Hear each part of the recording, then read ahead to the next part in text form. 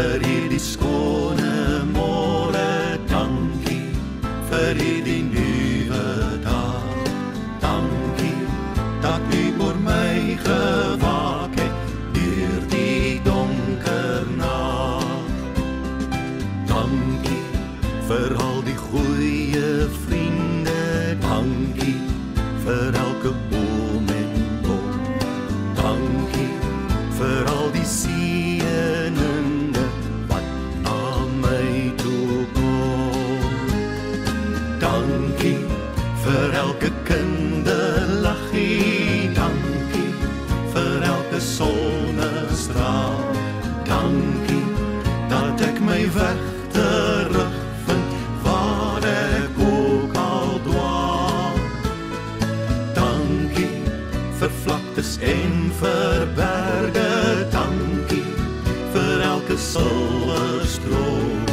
Dankie vir al ons ideale, elke goue droom. Dankie vir al die goeie vriende, dankie vir elke boom en blom. Dankie vir al die seëninge wat na my toe kom. Dankie vir hierdie skone môre, dankie vir hierdie nuwe dag. Dankie dat U oor my gewaak het deur die donker nag. Dankie dat U oor my gewaak het deur die donker nag.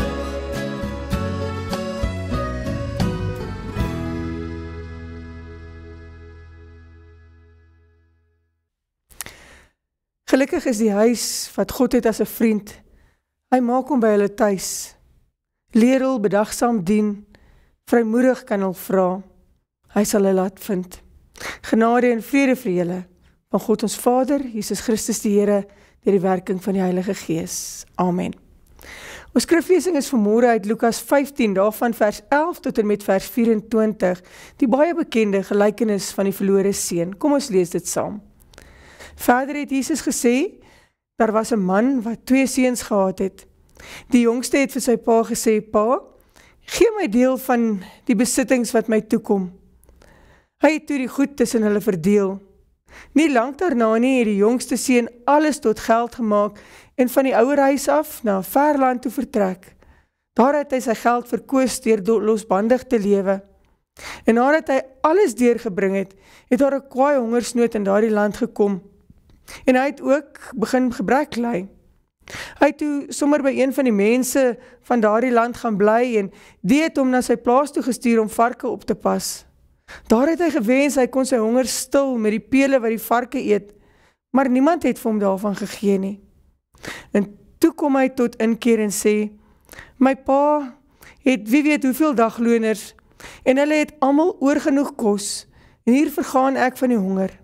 Ek sal dadelik na my pa toe teruggaan en vir hom sê, pa, ek het teen God en teen pa gesondig. Ek is nie meer werd om pa se seun genoem te word nie. Behandel my soos een van pa se dagloners. En hy het sonder versuim na sy pa toe teruggegaan.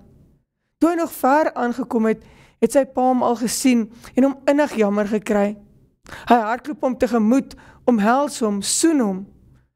Toe sê die seun vir hom, pa, ek het teen God en teen pa gesondig.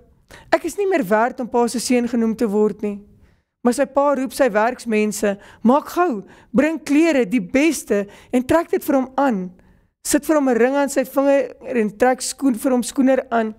En bring vir die vetgemaakte kalf vir hom, en laat ons eet en fees vier. Hierdie seun van my was dood, en hy lewe weer. Hy was verlore, en ek het hom teruggekry. En toe het hulle begin fees vier. Ons lees die woorde net tot sover. Ons tema is vanmôre woorde van 'n vader. En ek wil begin deur te sê baie geseënde Vadersdag aan al die vaders. Dankie vir alles wat julle doen en opoffer en vir die rol wat julle in ons kinders se lewens speel. Dit verg 'n baie spesiale mens om 'n pa vir 'n kind te wees. Dit moet iemand wees wat verantwoordelikheid verstaan van pa wees, maar ook iemand wat verstaan dat God aan hom hierdie verantwoordelikheid gegee het. Die hartseer is dat nie alle paas vervul die rol nie. Ook nie alle kinders het die voorreg om 'n pa of 'n pa-figuur in hulle lewens te hê nie. En tog het ons dit so nodig. Statistieke Suid-Afrika se jongste navorsing oor huishoudings daar in 2016 gee eintlik vir ons 'n hartseer prentjie. Hulle sê meer as 60% van kinders in Suid-Afrika ken nie 'n pa nie, of het geen herinnering aan een nie. 10% van huishoudings is pa oorlede. Waar daar wel 'n pa is, speel hy in 50% van die huishoudings geen rol in die kinders se lewens nie. In 2018 het 43% kinders by 'n enkel ma groot geword en 3,3% by 'n enkel pa. Nou wanneer ons die Bybel lees, dan kom die beeld van 'n vader baie duidelik na ons toe. Ons leer van iemand wat aan die hoof staan, iemand wat verantwoordelik is, iemand wat die reëls neerlê, maar ook iemand wat regverdig is, wat onvoorwaardelik liefhet, iemand wat help met jou vorming as mens. In die Nuwe Testament het Jesus heel dikwels die idee van 'n aardse vader gebruik om ons van God te leer. Dus vir vaders en die rol wat 'n pa behoort te vervul, is die Bybel die perfekte handboek.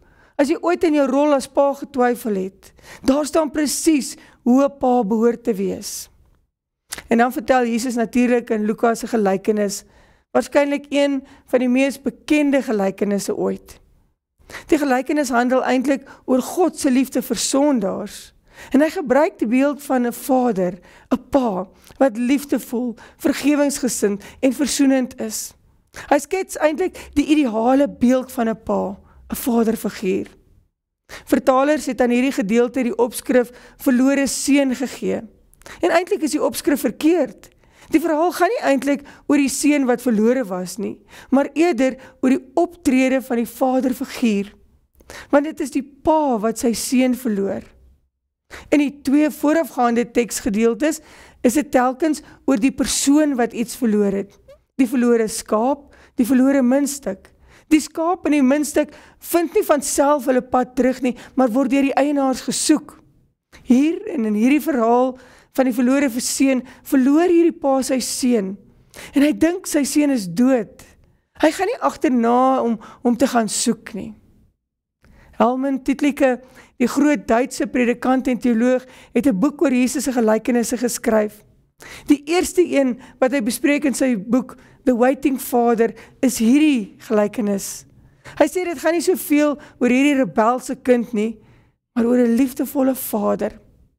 En baie van ons kan identifiseer met hierdie verlore seun.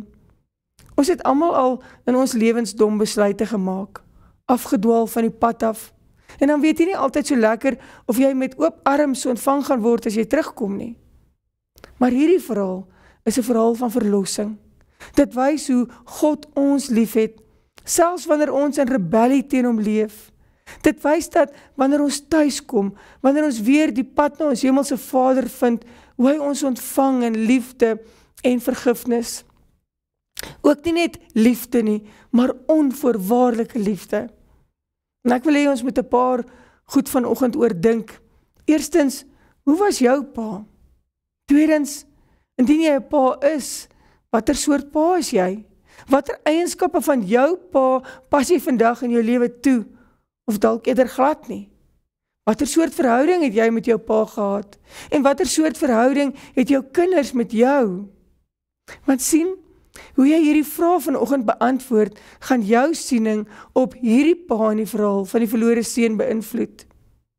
Die verhaal gee vir ons leidrade om verhoudings met ons kinders te bou. Dit is primêr die storie van God se liefde vir ons, maar deur 'n ideale vader te gebruik, leer Jesus ons die woorde wat ons tot ons kinders kan spreek om ons verhoudings te versterk. Ons gaan vanoggend fokus op 4 eenvoudige frases wat uit hierdie teks na vore kom. Hulle is elkeen maar net 'n paar woorde lank, maar dra geweldige krag. Hulle vorm saam 'n gids vir ouerskap, vir versoening, vir geloof en vir herstel van gebroke verhoudings. Die eerste wat jy as pa moet aanleer is om te sê, jy is vry. Die woorde van loslaat. Die jongste seun vra sy erfporsie en eintlik is dit 'n belediging in antieke terme. Eerstens, hy is die jongste, so hy behoort nie eens soveel te erf nie. Want in die antieke tye het die oudste seun omtrent alles geërf. Die jongste in die verhaal is nie net arrogant nie, hy is eintlik 'n skande. Hy wens dat sy pa dood is, sodat hy sy erfdeel kan kry. Weet jy, die pa het vir hom gegee terwyl hy nog geleef het. Die seun het huis toe gegaan en hy het alles verkoop en hy het vertrek na 'n ver land. Hierdie seun wou net hê wat tog eendag aan hom sou behoort. Hy wou nie wag nie. En interessant dat die teks sê, hierdie vader het alles gelyk opgedeel tussen sy twee seuns. Die een was nie meer bevoordeel as die ander nie. Albei het geërf terwyl hulle pa nog geleef het. En die jongste dring aan op sy deel. En tog sê hierdie vader, hy sê nie nee nie. Hy sê nie, jy's nie gereed nie, maar hy sê, jy's vry om te maak wat jy wil. Vriende, dis een van die moeilikste dinge vir enige ouer om los te laat. Om te sê, ek kan jou nie beskerm teen elke fout wat jy gaan maak nie. Maar as jy jou kind regtig lief het, dan moet jy hom of haar vrylaat. Die liefde wat nie kan los nie, is nie liefde nie, dis beheer. En dalk dink jy, maar hierdie vader het 'n fout gemaak, hy moes hom nie laat gaan het nie. Dalk, maar onthou, Jesus het hierdie storie vertel, en Jesus het hierdie vader so laat optree. Die punt is, jy kan nie jou kinders vir altyd beheer nie, jy moet hulle laat gaan, en as jy dit nie doen nie, gaan jy hulle op die einde laaste, gaan jy hulle verloor. Ek het 'n keer 'n artikel gesien van 'n sielkundige met die titel, Vaders laat hulle los. Die rubriek het begin met hierdie sin, die pad na volwassenheid is geplavei met die dooie liggame van vaders wat nie kon loslaat nie. As jy jou kinders lief het, moet jy hulle laat gaan. Jy is nie daar om beheer uit te oefen nie, maar om leiding en ondersteuning te bied, tot hulle self leer vlieg. En dit is so bitter moeilik. Jy wil nie jou kinders sien seer kry nie, jy wil hulle altyd beskerm met alle krag en mag. En tog moet jy die opvoeding wat jy vir jou kinders gee, begin vertrou. Die waardes wat jy vir hulle aanleer, koester en glo, dis diep gewortel in Jesus Christus, in elkeen van jou kinders. Weet jy, God doen dieselfde met ons. In die tuin van Eden het hy vir die mense keuse gegee. Ware liefde dwing nie, dit nooi. Die liefde soek nie sy eie voordeel nie. So staan dit ook in 1 Korintiërs 13 vers 5. Die tweede frase, om met jou kinders te deel, is effe makliker, maar tog nie vir almal nie. Hierdie tweede frase sê, ek het jou lief. Die woorde van verbintenis. Weet jy, nie alle ouers kan vir hulle kinders sê, ek het julle lief nie. Sommige ouers kan dit nie vir hulle sê nie. Dis dalk so asof hulle nie die kinders regtig lief het nie. En hoe ouer hierdie kinders word, hoe moeiliker ontvang hulle ook daardie liefde. Daarom, ouers, veral papas, sê soveel as moontlik vir jou kindertjies dat jy hulle lief het, dat dit insink en dat hulle nooit daaraan hoef te twyfel nie. Dat jy jouself deur daardie woorde aan hulle kan verbind en hulle kan weet, jy is hulle veilige vesting. Selfs toe die seun nog ver was, het die vader hom gesien en hom innig jammer gekry. Hy het na hom toe gehardloop, iets wat 'n waardige ouer man in daardie kultuur nooit sou doen nie. Hy omhels hom, hy soen hom, hy onderbreek hom, selfs voordat hy klaar bely het. Sy liefde vir sy seun was nie gebaseer op sy seun se prestasie of gedrag of voorkoms nie. Hy het hom eenvoudig onvoorwaardelik lief gehad. Ek het gedink jy is dood, maar jy lewe. Onthou, daardie seun was in 'n varkhok. Hy het ver gereis. Hy kon nie goed gelyk of goed geruik het nie. En tog ontvang hierdie vader hom met oop arms en druk hom teen sy bors. Hierdie optrede sê, my liefde vir jou het nooit gestop nie. Die grootste behoefte van enige kind is nie dinge nie, maar is liefde. Sê dit, wys dit, raak dit aan. Jou kinders het nodig om dit by jou te hoor, nie net een keer nie, maar oor en oor. Hulle moet weet dat jou liefde nie verdien hoef te word nie. Onvoorwaardelike liefde beteken, jy het lief, punt. Al maak ek foute, al stel ek jou teleur, jy het my steeds lief. Liefde vergaan nooit nie. 1 Korintiërs 13 vers 8. Ek vra jou, wanneer laas het jy jou kind in die oë gekyk en gesê, ek het jou lief? Ons veronderstel, hulle weet dit, maar hulle moet dit hoor. Moenie net wag vir spesiale geleenthede nie, sê dit gereeld. Die volgende frase is alweer 'n moeilike een, die derde een. Alles is vergewe, die woorde van versoening. Dink jouself bietjie in die situasie in. Hier daag jou seun op, wat sy hele erfporsie uitgemors het. Wat gaan jy doen? Ons eerste reaksie gaan waarskynlik woede of teleurstelling wees. Jy gaan dalk nie so mooi praat en so ontvanklik wees nie. Maar kyk bietjie wat doen hierdie pa. Die seun het sy vader se naam geskend, sy geld gemors en die familie se reputasie geskaad. Hy het selfs gesê, ek is nie meer werd om u seun genoem te word nie. Maar die vader sê, bring gou die beste kleed en trek dit vir hom aan, sit 'n ring aan sy vinger en sit sandale aan sy voete. Hy herstel hom volkome in die familie, nie as 'n knegt nie, maar as sy seun, volle vergifnis, herstel van 'n verhouding. Die seun het homself voorberei om as knegt terug te keer, maar die vader trek vir hom 'n kleed aan, hy gee vir hom 'n ring, die simbole van volkome herstel. Die verlede word nie ontken nie, maar dit word nie teen hom gehou nie. Sommige kinders leef jare lank onder die skuldgevoel van 'n fout of 'n mislukking wat hulle gedoen het. Hulle weet, hulle het verkeerd gedoen, maar hulle weet nie werklik of hulle vergewe is nie. Kinders en ouers maak foute. Daar is woorde wat seer maak, daar is gebare wat verwond, dinge wat jare later nog pyn kan bring. Maar die evangelie sê, vergifnis is moontlik. Sê dit vir hulle. Sê vir hulle, alles is vergewe. Sê dit met jou oë, met jou stemtoon, met jou optrede, wat wys, vergifnis is opreg en ook onvoorwaardelik. Moenie heeltyd die ou koeie gaan uitgrawe en hulle heeltyd herinner aan hulle foute nie. Laat hulle toe om oor te begin. Laat hulle toe om berou te hê oor hulle foute. Vergifnis is so nodig in hierdie wêreld. Dis nie net moontlik nie, dis nodig. Hoeveel foute het jy en ek nie al in die lewe gemaak nie? Ons verdien almal 'n kans in die lewe. Dit beteken egter nie, ek moet my kanse misbruik nie. Maar vergewe mekaar, soos God julle in Christus vergewe het. So skryf Paulus vir ons in Efesiërs 4 vers 32. Oorweeg vanoggend, is daar iemand in jou lewe wat jy moet vergewe? Jou kind, jou ouer, jouself? Is daar iemand met wie jy moet voorsien? Nog woorde wat ons selde of nooit met ons kinders deel, is dat die vader sê, laat ons eet en vrolik wees, want hierdie seun van my was dood en hy lewe weer. Hy was verlore en is gevind. Dis nie net formele aanvaarding nie, dis 'n vreugde. Vreugde oor herstel, vreugde oor sy kind. Die vader roep al hierdie huisbedienis van hom en hy sê, bring die vetgemaakte kalf, kom ons hou fees. Dis die klimaks van hierdie verhaal, die vreugde, nie net vergifnis nie, maar herstel, verhouding, genot. Te veel ouers geniet nie hulle kinders nie. Hulle verdra hulle. Maar God sê, ek het nie net vir jou gesterf nie, ek wil tyd saam met jou spandeer. Jou kinders wil nie net weet, jy aanvaar hulle nie, hulle wil weet, jy geniet hulle.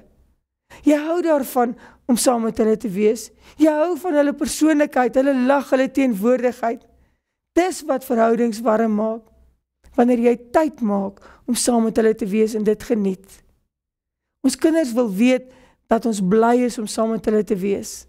Die verlore seun was welkom, nie net as 'n inwoner of 'n bywoner nie, maar as 'n vreugde vir die vader in sy huis. Vaders, ouers, kinders van God, hierdie 4 frases gee eintlik vir ons 'n padkaart, nie net om goeie ouers te wees nie, maar ook om God se hart te verstaan.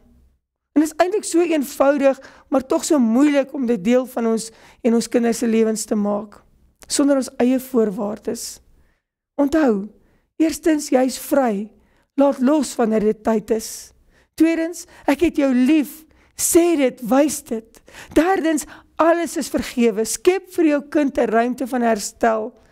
En vierdens, laastens, geniet jou kinders. Sê vir hulle, ek geniet jou. Vier die verhoudings wat God gee. Dis die woorde wat ons as kinders van God hoor.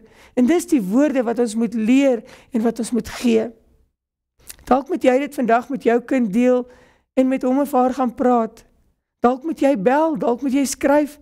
Dalk moet jy jouself of jou pa vergewe. Ek weet nie wat jou omstandighede is of waarmee jy worstel nie, maar God weet en hy weet die beste. Hy is immers ons hemelse Vader, die perfekte beeld van iemand wat altyd bereid is om te luister, te vergewe, te ontvang en onvoorwaardelik liefde kan hê. Kom ons gaan oefen hierdie frases en maak dit deel van ons elke dag se bestaan. Amen. Kom ons bid saam. Here God, ek dank U vir my Vader se liefde, so getrou, sy twee arms wat my altyd liefdelik vashou, sy steun, wanneer dit ook al goed gaan of sleg, met ferme woorde, my hou op die regte weg, vir blyke van waardering, as ek my bes probeer, of skoon ek nie 'n wenner is nie, of goed presteer, dank ek U vir sy hande wat my met ywer altyd vashou en altyd werk, al is hulle grof. Vol eelte is hulle mooi en sterk, en ek dank U vir sy oë wat elke ding raak sien, al moes ek soms teregwysing of straf verdien. Ek dank U vir sy hart wat vol liefde klop, so bly die wonderlikste gawe, hierdie papa van my. Ek bid dat U hom sal spaar, hy is baie spesiaal en ek het hom so lief. Dankie Heer nog eenmaal vir vaders. Amen. Ontvang nou die seën van die Here. Mag die liefde van die Here Jesus Christus ons na hom toe trek en mag die krag van die Here Jesus ons sterk maak in sy diens. Mag die vreugde van die Here Jesus ons vervul en mag die seën van die almagtige God, die Vader, Seun en Heilige Gees tussen ons bly en altyd hier wees. Amen.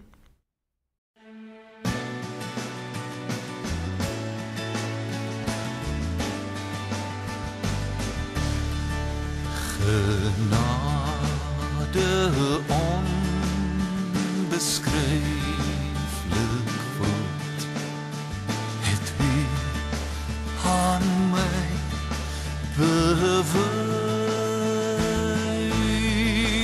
verlore seun, 'n wegloopkind, weer die Vaderhuis.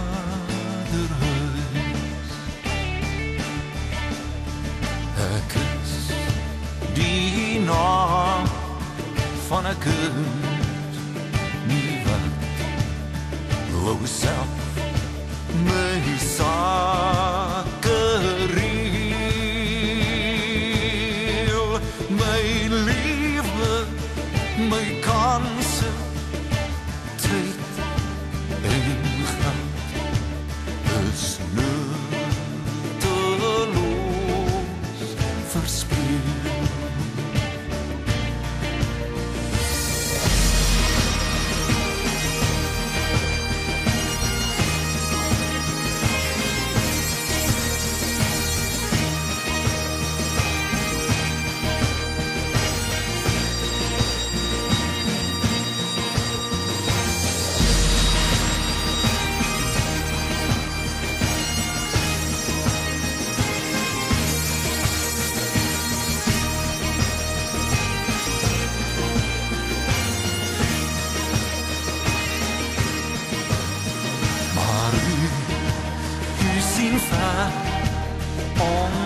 Oneindig ver, U sien my honger, U sien my dorp,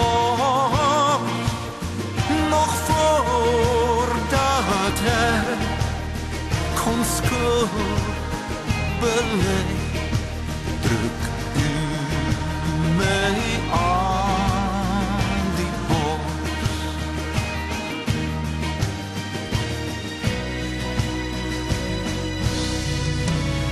Genade onbeskryflik groot, daar spies ek het